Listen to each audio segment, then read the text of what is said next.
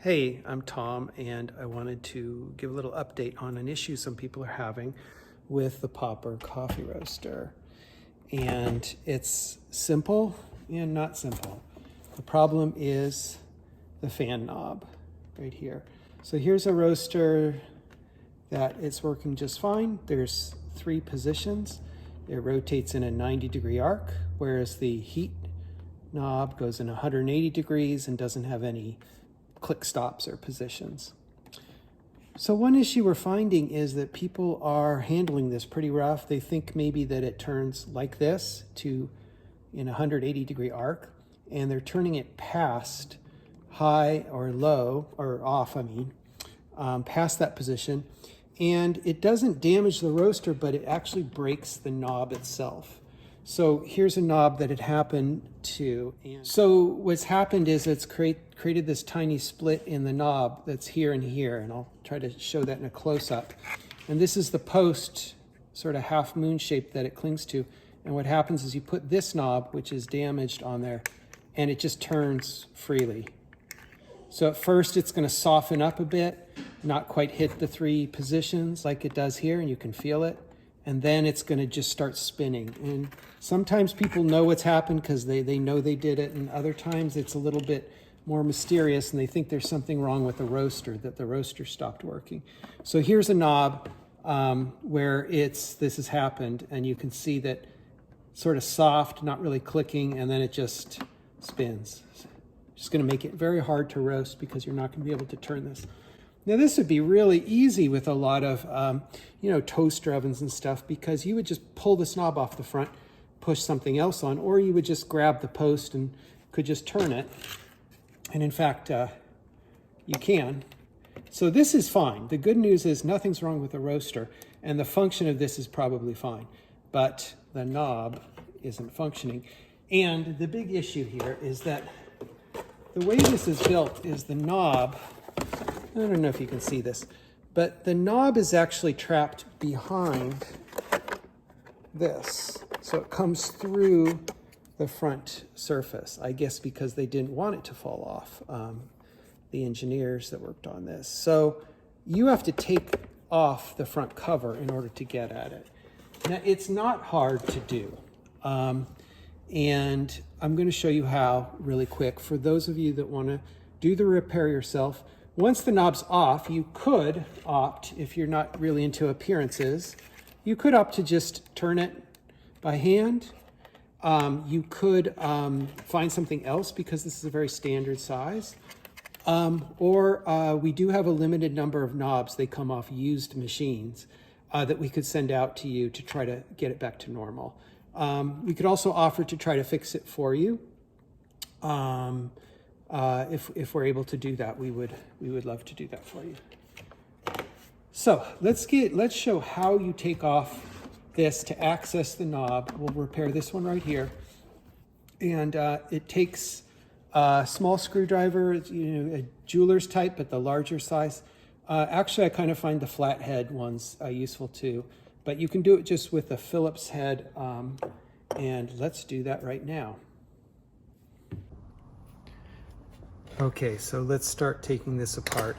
Now, like I said, I like to use the little sort of jeweler size, but the larger ones that come with a jeweler size, I can't remember what the name is.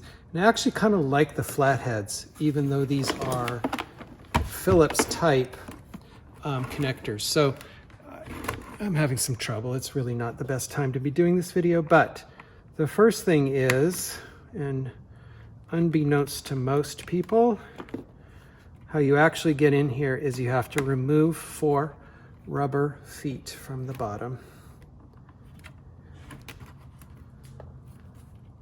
And under those are some recessed screws. And these ones I find a little bit tricky. They don't, there's not many turns to undo them. They're not machine screws. They just go into the plastic casing. And you kind of have to feel them. You can kind of feel when you've engaged it. And like I said, I've just found it easier with a flathead rather than a Phillips, even though they are, they're combined screws. They're Phillips and flathead. Now the thing is, I usually have to go back, and one of them I didn't fully get, but I'll show you how to do this. It's very simple. Okay, then I'll go ahead and take out these two. These are easy. And those 6 screws have to come out. That is Squeaky Bob the cattle dog, who knows it's dinner time. So then I'm just going to kind of feel it out, and yep, I did get it. Usually I don't get it on the first one. Sort of separate this. Now, this is pretty simple. Make sure I don't lose my screws. Okay, so here's what you've got inside, and you can actually completely separate that without undoing anything. That's why this is pretty simple. Okay, so we're not doing anything here. What we're going to do is we have to get behind here to get to that pesky little thing. And let me show you. So the control panel, it's really best to unattach this now. You don't have to, but don't force this out. It has a clip that you need to push if you want to take it off of here. Let me try to do it without doing that, because the least things you have to take apart, the better. So you have 4 screws. Now, are we on camera? Yeah. 1, 2, 3, 4. Okay. We're just going to use the Phillips. Yeah, it's been a little... I always like when you do a tech video and people just fast forward, scrub past everything hard.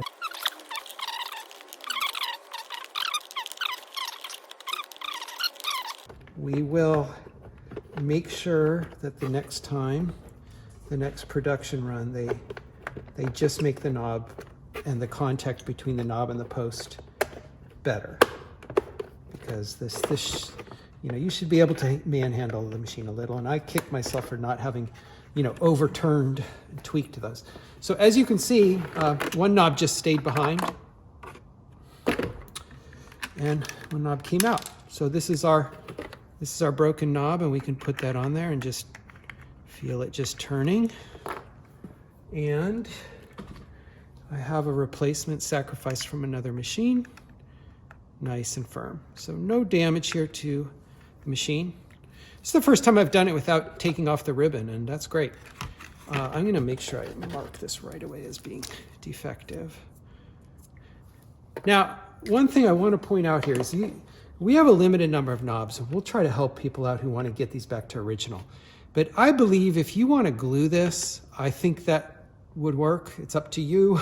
Maybe that's not your style. You don't want the glue to spill out onto anything and affect the function. I believe also that there's other, this is a very standard size, it looks like to me, like any toaster knob, and there's other things you could put on there. I'm sure all you crafty folks out there could come up with something really good. So you don't need to, you could really get some custom style there. Anyway, I'm just gonna go ahead and put this back in. There's really nothing to do to line it up. And I'm going to do the reverse steps.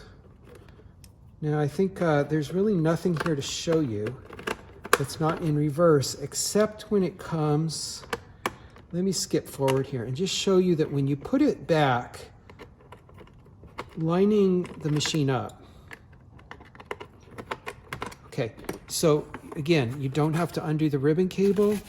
This is, that's actually was a little out of place. Now that's that insulation insert. Are we? Yeah, that's on camera. So see, that's level now, that's correct. And you can just angle this on. Don't force anything. Should go pretty easy.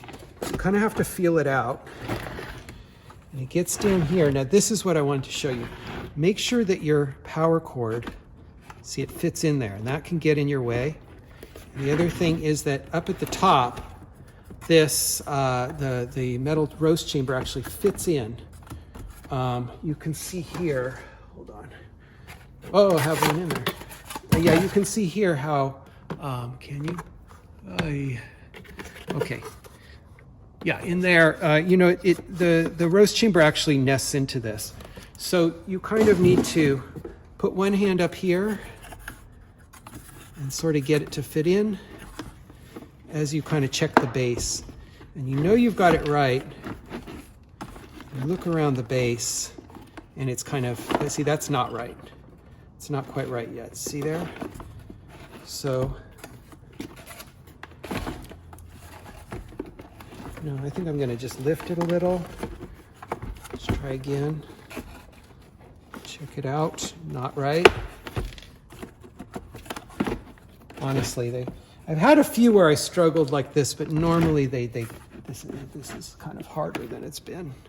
And that should be it. That looks good there.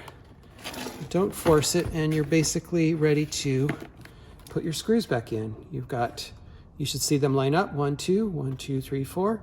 Put the rubber feet on so next time you roast, it doesn't skate around the table. And that's the knob repair. Works good. Okay, I'm gonna go back and put that together right. Thanks.